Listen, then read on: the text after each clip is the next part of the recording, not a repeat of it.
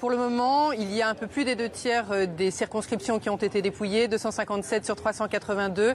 Et c'est le camp du Brexit qui tient la corde avec 51,1%. Évidemment, tout peut changer, mais tout de même, les inquiétudes sont fortes ici, d'autant plus que nous sommes devant Downing Street, où le Premier ministre a fait campagne pour le Remain.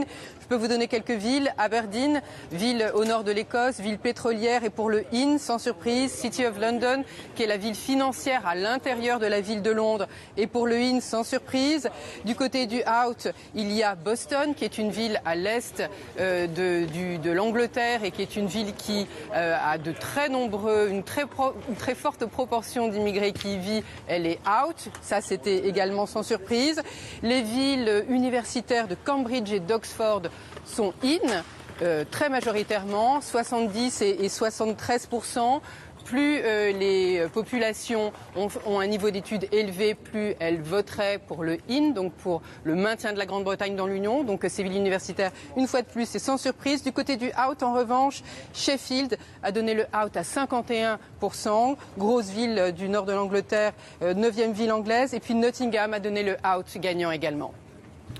Sophie, David Cameron joue sa crédibilité en ayant mis en place ce référendum. Boris Johnson, on le dit, peut lui emboîter le pas s'il décidait de démissionner, ce qu'il a réfuté évidemment. Et hier soir, juste après la fermeture des urnes, 84 députés ont signé une lettre de soutien au Premier ministre. Qu'est-ce que cela veut dire ?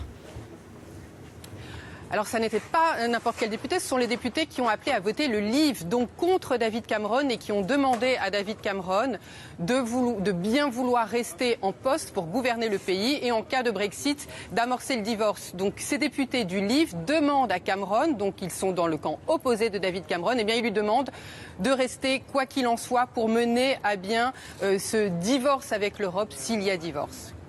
Sophie, vous qui avez vécu toute cette campagne sur place au Royaume-Uni, comment est-ce que vous analysez là ces premiers résultats qui vont à contre-courant des dernières enquêtes d'opinion ?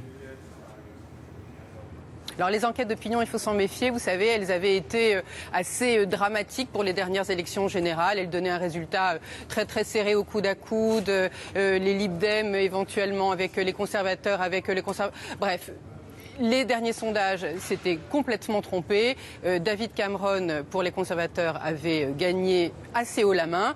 Donc il faut vraiment s'en méfier. Mais la campagne a été très rude. Il y a eu des mots très très durs. Et puis évidemment, le point culminant dans la dureté de cette campagne, l'assassinat de Joe Cox.